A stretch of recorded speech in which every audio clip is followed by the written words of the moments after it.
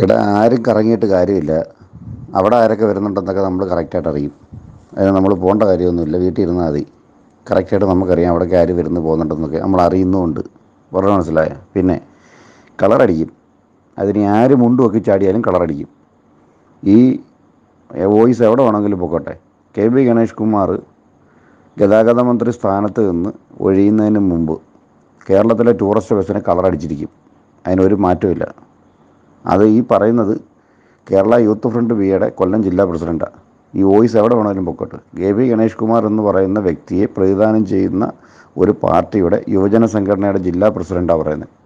കാശ് മുടക്കി വണ്ടി മേടിച്ചാൽ അവന് ഇഷ്ടപ്പെട്ട ഒരു കളറടിച്ച് വണ്ടി ഓടിക്കുക എന്നുള്ളത് എല്ലാവരുടെയും ആഗ്രഹമാണ്. അതുകൊണ്ട് ഈ നാട്ടിൽ തീപിടുത്തമോ വൻ ദുരന്തമോ അപകടമോ ഒന്നും ഉണ്ടാകാൻ പോകുന്നില്ല. പറഞ്ഞ മനസ്സിലായില്ലേ? ഒരു കളർ കൊണ്ട് ഈ നാട്ടിൽ ഒരു അപകടം ഉണ്ടാകാൻ പോകുന്നില്ല. ബാക്കിയുള്ള ഈ പറയുന്ന കളറിനെ എതിർക്കുന്ന ആൾക്കാരൊക്കെ വന്നിട്ട് ബാക്കിയുള്ള കാര്യങ്ങളൊക്കെ നിയന്ത്രിക്കട്ടെ. ഈ പറയുന്ന എല്ലാവരുടെയും വേണ്ടി ഇതിനകത്ത് കോരെ കോരെ പ്രസംഗിക്കുന്നവരുടെ എല്ലാം വണ്ടിക്കകത്ത് ഓരോന്ന് വെച്ചിട്ടാണ് ഈ പറയുന്ന പുറമെ ഒരു വെള്ളയെക്കുറിച്ച് ന്യായീകരിക്കാൻ വരുന്നത്. സ്വന്തം നാട്ടിൽ നടക്കുന്ന അഴിമതികളും ഈ പറയുന്ന ഈ നിയമലംഘനങ്ങളൊന്നും ആരും കാണുന്നില്ല. അവർക്കൊക്കെ അങ്ങ് വെള്ളം ഉണ്ടാക്കി വെച്ചാൽ മതി. ഒരു കാര്യമില്ല. ഇത് കളർ വരും എന്ന് പറഞ്ഞാൽ കളർ വന്നിരിക്കും. അതിനൊരു മാറ്റവും ഇല്ല.